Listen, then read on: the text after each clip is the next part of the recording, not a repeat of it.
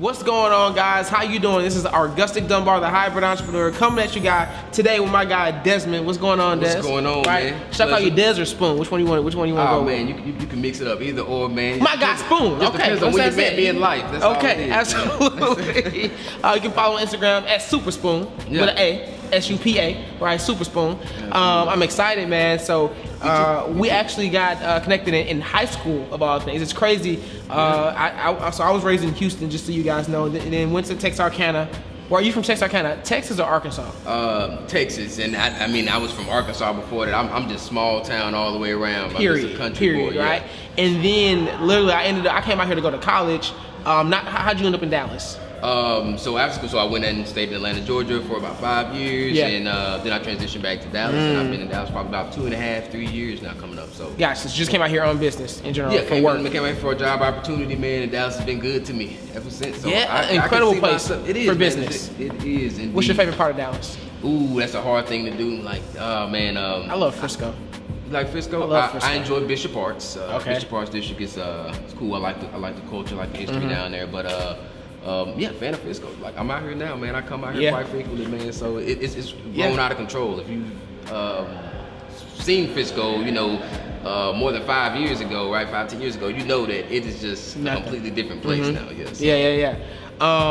So like I said, glad that you joined me today, and literally paths just crossed again.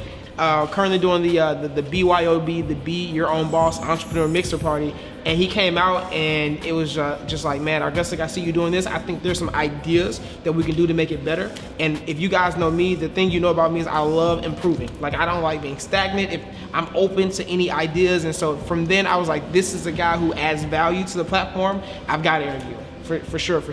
So you already know what it's about, right? We've got people who are interested in building their own business, right? I've got a 9-to-5 job. I want to build something of my own. I know today you're actually talking to people today about how to build your own part-time business, right? On a part-time basis. And then just so you guys know, has started and built 12 businesses and sold 3 already, and doesn't have any plans on stopping. Currently the founder of Smart Start Solutions. Super excited about that. I like the name of your packages. I think those are dope. We're gonna get into that in a minute. We're gonna talk about it, right? But I guess just tell us about like the beginning and everything, and when did you first realize that you had a passion for entrepreneurship? So it all started out with first it was music, right? First I was like, man, I want to help people. Young black man, music. Right, Makes music, sense. right? I'm in the community. I'm involved with people doing music, but I didn't want to necessarily be like a rapper or artist or producer or anything like that. Those just weren't my talents, weren't my skills. But I did have a knack for understanding topics, and so I just kind of started to understand music business and started to help people learn how to market themselves and start making a little money. Right? Nobody's making money in music, man. So to kind of show these guys these what you would call tricks and tips to kind of bring income into the industry, and that led to me ultimately starting a music publishing firm when I was in Atlanta. And from there I ran that for 2 years, and that's when I moved on from that one. And after that dissolved, I came back here. Still had that passion for helping people, right? I didn't understand. I thought it was just music. What it turned out to be is I love to help people who are full of potential and don't know how to open that lid. You did say those were the exact words that you used when we sat down too. I want to help people kind of unleash themselves, because I'm not particularly passionate about any industry or any type of business, right? I just love business, and I love the idea of helping people. But sometimes I get clients that come in and they're like, this is the only thing I was meant to do with my whole life. I gotta figure out a way to make it work. And I enjoy like unleashing that tiger out of them to show them the steps. It's okay, if you want to do that, this is what you got to do first, second, third, and you'll be well on your way. So it's been a joy helping people kind of be themselves. Did you growing up? Were your parents entrepreneurs, or were they just regular like 9-to-5ers, or what was that like? Man. Well, I can't call them regular 9-to-5ers. They were extraordinary 9-to-5ers. They were 9-to-9ers. They were all day workers, man. I had definitely had hustlers as parents, and they built a strong work ethic in me that it's okay to go out there and get it. It's okay to put your best foot forward. A person has to provide something to the world, and you can't be scared of no work, right? Don't be lazy. There's work out here to be done. You got to go do it. So they just instill that general value of that work is work good. ethic. So what did your parents do growing up? What kind of Man, some of everything, man. My father, he was always a heavy equipment operator. So he was always working construction, working long hours. He did that up until the day he died. And my mother, she switched it around a little bit. She was always just like, hey, whatever's getting some bills paid around here. You know what I'm saying? So but she spent a lot of time. Most recently, she was taking care of mentally disabled adults. So. You know what? Our moms know each other, and that's what it is. That's what it is. Yes. Look at that. My mom has done that in her entire. She's never done anything else other than take care of mentally. My mom loved it too. So. Is she still doing that now? Do you know? No. She's kind of in some type of semi-retirement thing now. I don't know. She's just out here living the life. She just came back from Hawaii. She just now semi-retired. Okay. Right now. She's all the kids are out the house at this point, I'm assuming. Right. Okay. She's waiting on me. I'll take too long. Gotcha. And then just so you guys know, we also played on a basketball team together, right? Was it 8th grade? Let's not talk about basketball. I thought he was gonna be a superstar. Didn't work out for either one of us.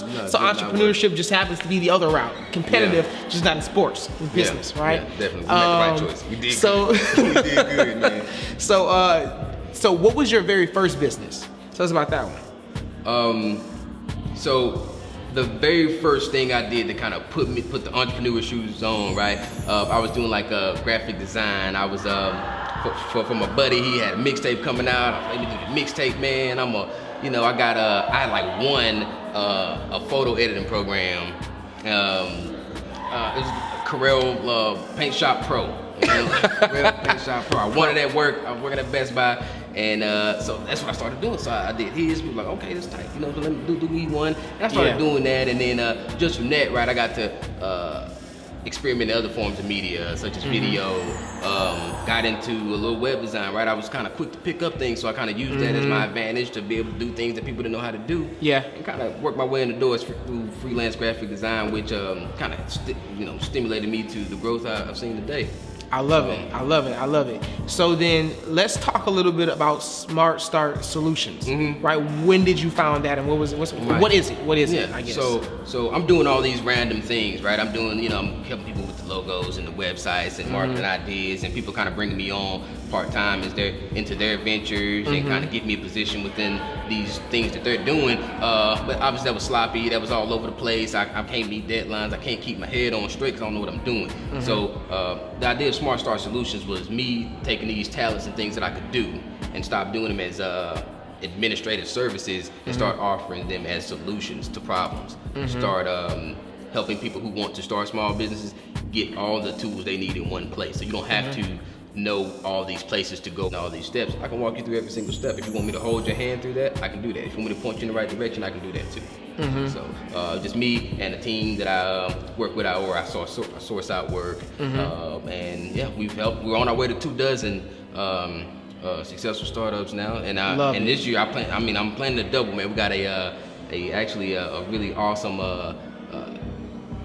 individual tax business package that we're working out, right? So you can come in, sign up for the class, do the course. We literally give you every single thing that you would need to operate a tax business this upcoming season, and make 5 digits done over this tax season. Instead of being on the paying side, you can be on the receiving side. I love it. Just stay tuned for more for that, right? Keep up with me, and I'll definitely put you guys on to that. So. I love it. So how long is that? How long has Smart Start Solutions been an official business? We organized in August 2017. Okay, so about almost a year. Yeah, and then we moved into our location over on Davis Street at the very beginning of the year. It was like my New Year thing. Like, I'm getting a location, and I'm staying dedicated. I'm stopping there every day. I'm there 6 days a week. Is that the one in Frisco? The one I stopped by, or no? No, so it's actually a partnership. So my office is actually on Davis Street in Bishop Arts District, and but those are like the sister branches or whatever like that. So I have access to all of them, which is cool. So if I got clients in Deep Ellum or Plano, Frisco area, Fort Worth. So we went to the Frisco location. Yeah, we went to that was a badass location. area. I was like, nice. I got a badass office. You had a badass office. That was nice. It's cool, man. People feel really comfortable in there. They can lay back, they can chill, but we can also get the business in there, and it keeps you focused. I love it. So then, can you tell us about some things where I'm again, the audience is someone they're going from, hey, I have a 9-to-5 job, but I want a part-time business. Right. Can you tell us about some kind of like mindset shifts that kind of happened for you to where you were like, you know what, as an entrepreneur, this does not. It may have worked as a 9 to 5, but as an entrepreneur, this mindset, this way of thinking, this way of acting, this habit does not work here. Yeah. And maybe a time where that happened for you. Absolutely, absolutely. So if you're going to do it for yourself, you can't wait, right? Sometimes when you go to your 9 to 5, you can wait for someone else to do their position, and you can wait for information to come to you, right? You can wait for things like training, and you don't have to make the tough decisions when it's time to make tough decisions. You just come and you do your job, and you can rest assured that you'll have a job tomorrow, as long as nobody, sinks the place underwater. When you're an entrepreneur, you have to actively have the ambition to go do that thing yourself, which is kind of tough sometimes when you're not feeling great in the morning, right? Or when you you don't feel like doing it. You don't feel like doing it. You still have to do it. You have to think about future you and how they're going to feel about these decisions that you made. If you quit today, or if you say, you know what, man, I'm gonna take a day off. I'm gonna take 2 days. I'm gonna chill and come back to the drawing board. Think about what future you's gonna look back and how that's gonna feel. That's true. It's so funny, right? Because I run a part-time business with PHP Agency, and we do financial services and life insurance and things like that, right? And it's so funny because a lot of people work with me on a part-time basis, probably about 90-95% of people. And on holidays and during summer, you see how casual people get. Perfect example. So like, let's just call it, 4th of July, right? One of the days where like people get a 3-day weekend or something like that. And it's funny because when people get 3-day weekends, what they do is they take time off and they go travel. They do what they as far as their part-time business, they just stop working it. Right. They get like casual levels, just go here. But then you look at what the McDonald's and what the billion-dollar companies do. They adjust their hours on holidays. They don't close the door. They don't do nothing. When they turning nobody away, you're gonna come. We're gonna adjust the hours. Come a little earlier, come a little later. Could you imagine Walmart being closed for an entire 24 hours? What would happen? Like you would never see it. But somehow people believe that me starting a part-time business where I have none of what they have, I'm going to just take a couple days off and expect for my business, which is like a brand new baby, to thrive. Right. You can't do it. And not to say that you can't make time for yourself, right? I'm a firm believer that you have to find fulfillment and happiness, but you have to realize that if you're choosing to go down this route of starting your business, you have to be passionate about it. This is the thing that you can dread going to do. This is something that you have to be applying 100% of yourself. So that should be your happiness. But I get it. You need time away, and you gotta have time to do other things that you care about in life, right? I got hobbies too. You just have to strategically plan those. You can't just be like, oh, everybody else is on spring break. I'm going on spring break. Nah, it's not time for you to go on. You don't get spring breaks no more. You do it, college. Spring breaks are over. All right. I missed that about college too. Yeah, man, ain't no more spring breaks, man. You gotta, but you gotta plan it out and make sure you're still making money. Set yourself up to make money. If you have income coming in, don't stop just because you have to leave. You should have things set up to where it can keep going. It's funny. What one of my mentors told me is that the way most people do things, right? They kind of save up their vacation time to December, right? Or during the holiday, and then they travel, right? When everyone else travels, and things are expensive. So he's like, if you travel and you go do things during December, it's expensive because it's crowded. Everyone's doing it. Absolutely. There's lines. It's and everything costs more. He's like, look, I'm going to work during the holidays when people are taking off. Absolutely. And then just a regular day, let's call it September 1st, I'm gonna just, from the 1st to 3rd, I'm gonna go do something when no one's doing it. Yeah. Prices are low, there's no crowds, there's no lines, and I'm just gonna do that because I'm an entrepreneur and I have that luxury. That's smart. That's so smart. That's what when I pick up, I'm looking who's the cheapest right now, who's out of season. You know what I'm saying? I don't need to have to be this big special event going on. I just want to go there, see the place, try the food, meet the people. So I'm just looking at whenever I am preparing to do some type of traveling, I'm looking at, I love it. So with Smart Start Solutions, right? You basically, if I'm hearing this right, I come to you as a client and I say, hey, I'm passionate about this. Can you help me turn this idea into an actual business? Correct? Absolutely. So then, what would you say is the common theme or common thread that you see with people when they come to you? Like what's making them hesitate? Why do they need you? And what would you say is the number one problem that they usually have? Oh man, so there's two. I gotta give you two because two come up. One is they're scared, right? They don't know the first step. Fear, right? They're about to venture to the unknown, or maybe they're thinking of leaving their primary source of income, and they want to be all the way into this, and they just don't know the first step to take, and they've always put it off because I'm just not ready to learn everything I gotta learn yet. You know, I'm not ready to learn it front to back and plan it out. It's just an idea. It's safe as an idea. It can't hurt me. Ideas can't hurt me.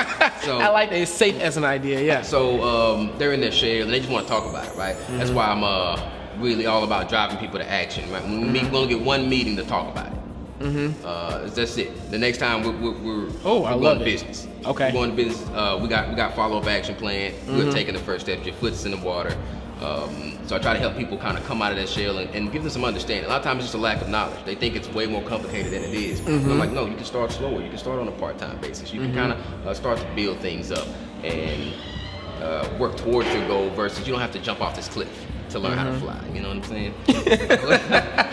You're great at analogies, man. Okay, I like it. We write these down. I might need these later. Right here. These are coming off, so I might need to check in with you. But the second thing that stops a lot of people is money. People think, oh man, if I had $100,000, I could start this business idea and I'd be rich. But I'm like, if you had $100,000 to risk on an idea, I think you're already straight.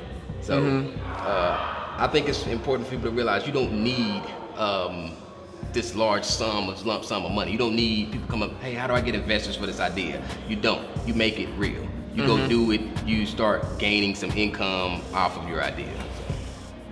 Okay, I love it. So then, so first is fear, and then the second is money, right? So outside of fear and money, what are some common excuses that you hear people say as to why they can't get started as far as building their business? Right, of course, time. I don't have the time. I don't know how to do it. You got to do too much, right? You know, people are scared to fill out forms and go online and register and things like that. Like, no, don't. So let's role play really quickly, right? Because I mean, you started 12 successful businesses. I'm coming to you and I say, hey, I really want to start this photography business. You know what? But Desmond, I don't have time. If I had time, I could do it. I just don't have time. What is your response to a client like that? Well, listen, if you really want to start this business, right, you have to find out where your time isn't being used the way you want it to, right? So, I've had a client like this before, and we just sat down, we looked at the schedule. I was like, well, show me your schedule, and we can find the time, right? We may have to do it an hour a week, but show me your time. And what we found was he was using a lot of time for photography and for things, but he's thinking as a hobby, you know. And I'm like, no, that's business time. That's time that we can dedicate to you. Setting this up to bring you income, and guess what? Now it's bringing you income. You don't have to work as many hours as you're working at your job, right? It's picking up extra shifts. So it's actually adding time to your schedule by doing this. It's adding time by making it an income stream. You can justify why you're spending so much time on it. Yeah. Versus just right now, you can't afford to just keep shooting photos for free out here. But if you want to market yourself and do it right, you can spend all the time. You can spend all hours of the day that you're awake doing it if you want to. I love it. One of my mentors, when people tell him he's busy, he'll be like, look, you know who's busy? Obama's busy. Beyonce's busy. Yeah. Okay, you're not busy. Right, you're not busy. You have no idea. You're not busy.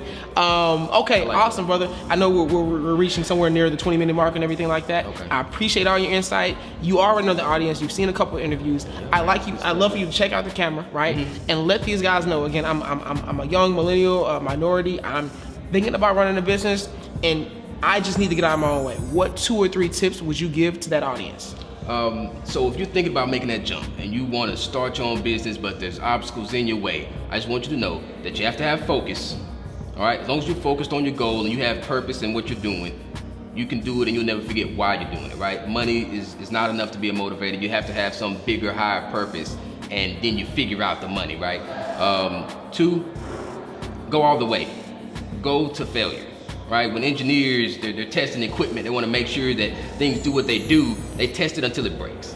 So you have to try your idea out until it physically hurts, until it stops, until there is no more. That's how you know that you exhausted all your resources. You can't be, I think it's not gonna work out, so I'm gonna stop. No, go till you mess up. And 3rd, be willing to learn, be open, be at things like the BYOB mixes, right? Where you can find like-minded individuals who can share ideas with you. You'd be surprised how much you miss just because someone else has a different journey than you. They've seen it from a different angle, and they can speed you up in your process so much. You gotta be out with like minds trying to really apply yourself. There's no training for entrepreneurs. Nobody's gonna send you an email in the morning to train you. You gotta go out there and get the training yourself. I love it. I love it. I love it. Be responsible for your own training. Awesome, brother. Well, you're providing all this good wisdom and everything. This is only about 20 minutes. If they wanted more of, your time, your insight, how can they contact you? Where can they find you at? All right, so you can physically find me at 633 West Jacob Street, Dallas, Texas. Right? I like to talk in person. But you can call me. I'm open when people call on my phone. It's 678-323-5195. You can find me on Instagram at Super Spoon, right? That's SUPA, because I used to be Regular Spoon, now I'm Super Spoon. Yeah. Right. Man, you can find some of my businesses, FourStateMovers.com, BayerBoot.com, reality dating show. There's just a whole lot of things you can find. So keep up with me, and I'll fill you in on all the details, all right? Absolutely, guys. Well, another successful interview. I appreciate your time, man. You are the man. My man. Incredible entrepreneur, terrible basketball player, just like myself. But this is Argustic Dunbar, the hybrid entrepreneur. Until next time, signing off. All right.